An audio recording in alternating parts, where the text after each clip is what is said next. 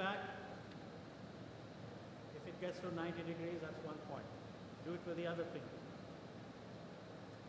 All right, bend your wrist like this. Put your thumb down and make it press your wrist. Push it back all the way. Try to press your, push it down here. Don't break anything, please. All right, do the other, same with this. All right, I'm not going to ask you to stand up, but the other part is stand up, kick your knees back, and see the angle at the back. Again, if it's an obtuse angle, you have joint hypermobility. And now, the most difficult part, bend down without bending your knees, and if you can touch the floor with your palms, that's another point. And you don't have to do it now. As you grow older, you may not be able to do it. But if you can recall doing that as a child. So those are 9 points. If you're 40 years or younger, you get 5, you got joint hypermobility. If you're older, all you need is 4, and you'll have joint hypermobility.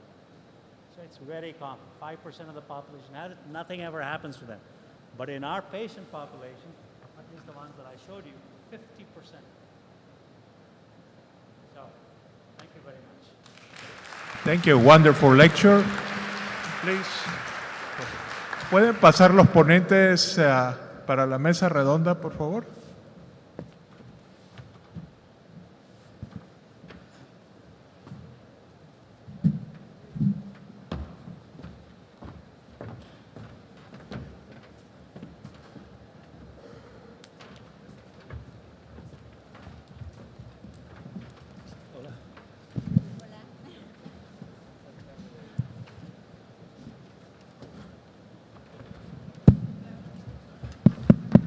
Adelante, Miguel Ángel.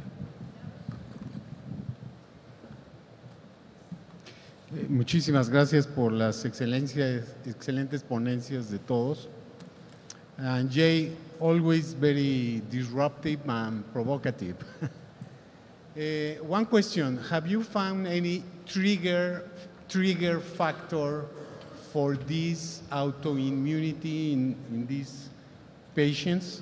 Yes. We know that, for example, in achalasia, patients had positive test PCRs for herpes virus or other virus. So we suppose that an infection triggers the inflammatory or the autoimmune inflammatory response in achalasia. And the second point is, have you found any genetic polymorphism for these kind of patients? Excellent question. So we're doing that. So we're doing, okay, let me answer your question first on the triggers. A lot of patients will give you a history of an acute onset of their symptoms. And we saw a lot of this during COVID. A lot of this was related to, or temporarily at least, associated with the history of COVID, and sometimes COVID vaccine, but often, mostly COVID. And before that, we were seeing patients, not everybody, I would say about maybe 30%, so it's not all, can tell you the exact day their illness started. And they will tell you, until then, they were okay, maybe they had some mild issues now and then. So I suspect there is some acute trigger, like an infection, in some of these patients. But by itself, it's not enough, right? And this is where the story about joint hypermobility is interesting, because most of these patients were born with joint hypermobility. So they have a genetic factor that is already obvious. And when they get a trigger, like that really throws them over the cliff, and then they develop their symptoms. So we are very interested in understanding what is it about joint hypermobility. And we are doing 2 studies. One is we're doing a mouse study in a mouse model of joint hypermobility. But more importantly, we are doing families. This joint hypermobility, GI, and autonomic dysfunction actually runs in families. There is no classical genetic disorder for joint hypermobility except for Ehlers-Danlos syndrome 1 type, which is the vascular type, which has a mutation in the collagen 5 gene. But what we are seeing, and we've got hundreds of now DNA studies, and we're just beginning to sort through it, but almost always we see a variant, not a known mutation, a variant in a gene involving the extracellular matrix. Fibronectin is an example. Different kinds of collagens are examples. And so we think all of this comes down to a problem with how the extracellular matrix deals with this growth factor that we call transforming growth factor beta, TGF-beta. That's a pro-collagen, pro-fibrosing inducing factor, but what very few people don't know, it's also a very important factor for neurogenesis, enteric neurogenesis, autonomic neurogenesis. And finally, we know that TGF-beta is an immune suppressant. That's known, and that's part of the reason why we have new cancer therapies that are aimed to blocking the TGF-beta receptor. So it is pure speculation on my part, but I think that's how we connect the dots, starting with joint hypermobility all the way to autonomic and GI dysfunction. Did that answer your question? Thank you. Buenas tardes. Adelante. Para el doctor Smekol, ¿cómo lidiamos con un paciente que llega a la consulta y él se autodiagnosticó sensible al gluten, pero no solo al gluten, sino que fue a hacerse un test de sensibilidad o de alergia y le dijeron que era sensible o alérgico a la manzana, era además a la sandía? Yo no sé si en Argentina está de moda eso, pero en nuestros países lo está. Llegan con un listado de todas las cosas que dice que son sensibles, no es la prueba del PRIC, sino que es alergias, no sé cómo lo hacen, y resulta que no quieren comer nada, o según ellos no pueden comer nada. Y uno se queda con la duda si son realmente sensibles al gluten o no. Todos los exámenes salen negativos. ¿Qué le digo? ¿Qué le ofrezco a ese paciente?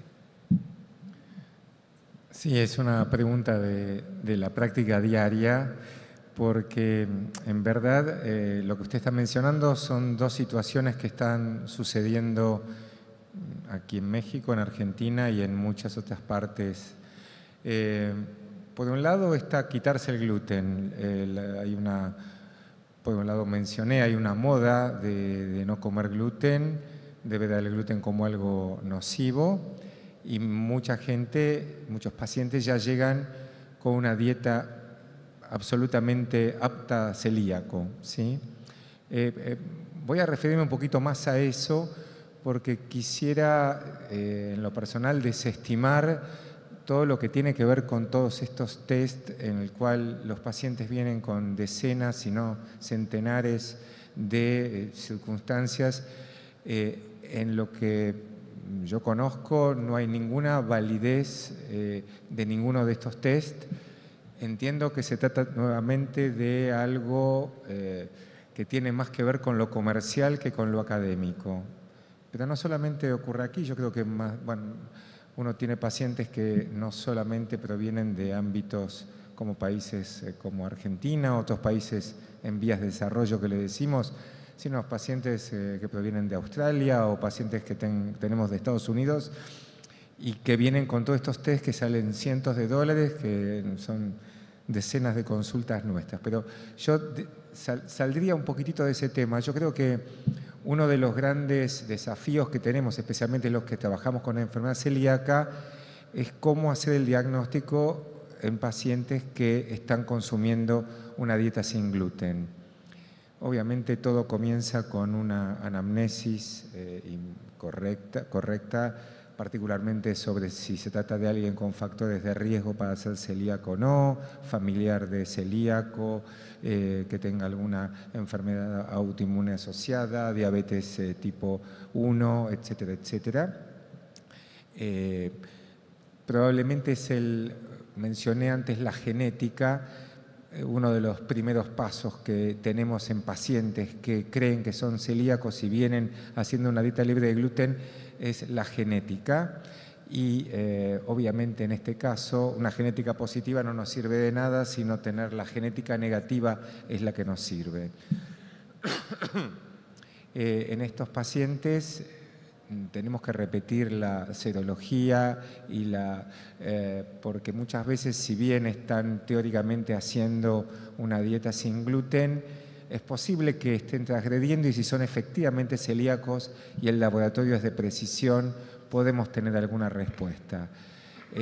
Y hasta que surjan ya de una manera comercial algunos elementos que enseguida vamos a mencionar, son pacientes a los cuales, si bien van a ser reacios, porque realmente se sienten mejor no comiendo con gluten, son pacientes que uno tiene que desafiarlo de una manera apropiada, con una dosis conocida de gluten durante un cierto tiempo.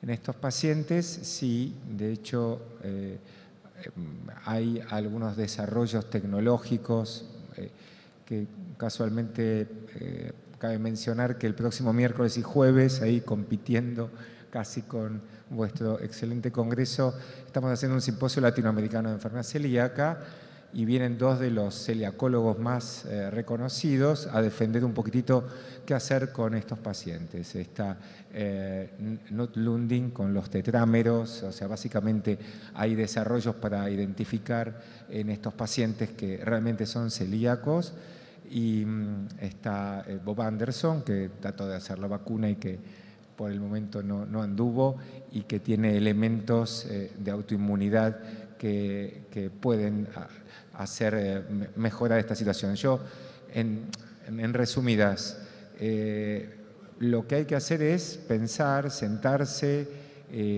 desafiar y tratar de, sin ser peyorativos, desestimar toda esta cantidad de elementos y de páginas que por el momento, según yo entiendo, no tienen una validez razonable. Sí, y haciendo mención que muchas veces las redes dan mala la información, y al dar la mala información los mismos pacientes se autoquitan el gluten, ¿no? Y llegan mal estudiados. Sí, yo creo que su apreciación es también muy apropiada, y que tiene que ver con la charla que se refirió a la medicina complementaria, que si bien tienen, como vimos, algunas cuantas virtudes, al menos en los que tienen que ver con las enfermedades funcionales y particularmente con la enfermedad celíaca, está plagado en nuestro medio y seguramente aquí de gurúes, chamanes o etcétera, que van guiando de una manera, y que absolutamente influencers que tienen más de influencers que de académicos. Sí. Sí, y una pregunta más para Ramón. ¿Hay alguna base de datos que podamos consultar?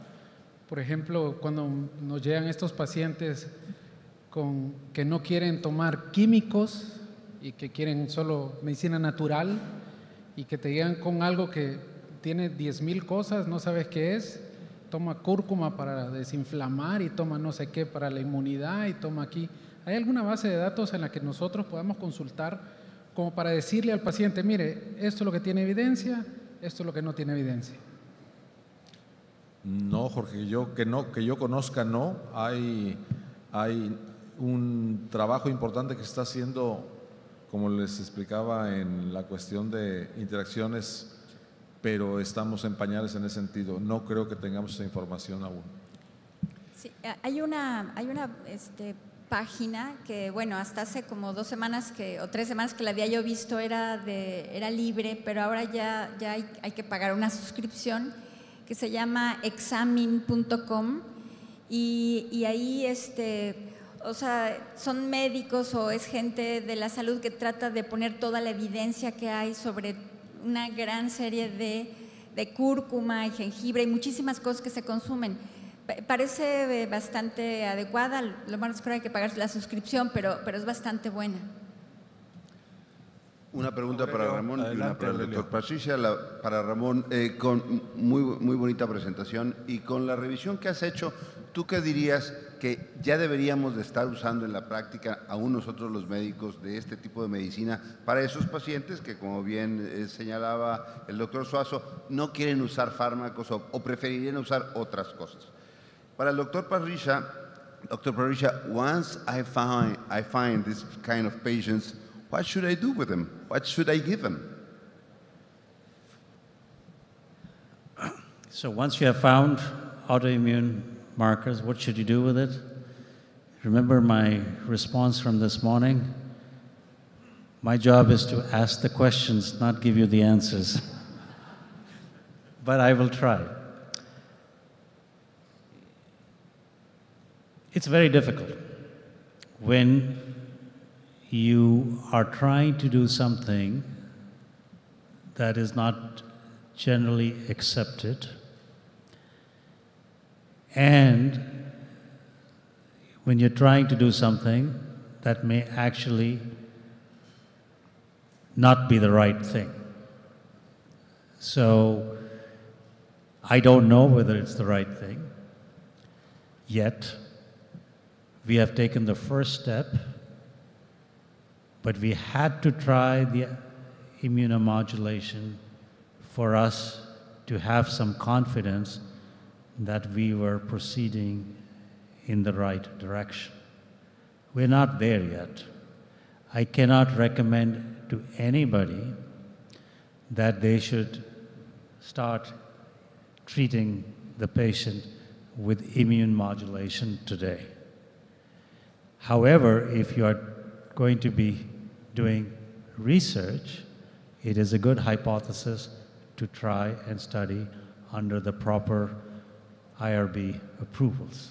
And I think the purpose of the study is to generate some other attempts to try and get there. IVIG is not for the faint-hearted. It added 10 years to my life when I did it. I would not recommend doing it. And it's very expensive also. Are there other things that you can try? Yes. The simplest and safest would be something like hydroxychloroquine. Rheumatologists use it all the time as baseline therapy. Whether it works, I don't know, but a lot of patients who are on IVIG and they want to come off it, I put them on hydroxychloroquine. There are lots of biologicals that you could try. We don't know which one will work, frankly. I think we need to continue to work, refine the criteria to identify these patients, but then start doing this probably multi-center trial of some kind with a placebo to see if it works. Thank you very much, Dr. J. I just want to ask you a favor. Could you repeat again the movements that we have to explore in our patients for the joint mobility? Yeah, the techniques. Porque esto va a cambiar lo que es la exploración de sus pacientes en You want me to do this whole exercise again? Yes. Wow. I should go on TV. All right. So put your palms facing up, elbows as straight as possible. If this angle is down, that's hypermobile. Okay? Now, that's why you have to observe each other. Okay? Okay. So that's 1 point for each elbow. Then put your hands out like this. Put your little finger back all the way. If it goes more than 90 degrees, 1 point. Same for this. Okay, so now we got 4, right? 2 elbows, 2 pinkies. Now bend your wrist, take your thumb with your other thumb, and try to push it down against this surface. Yeah, all the way. You push it against. Now, like I said, don't break it, but if you can do it on either side, that's 2 more points, all right?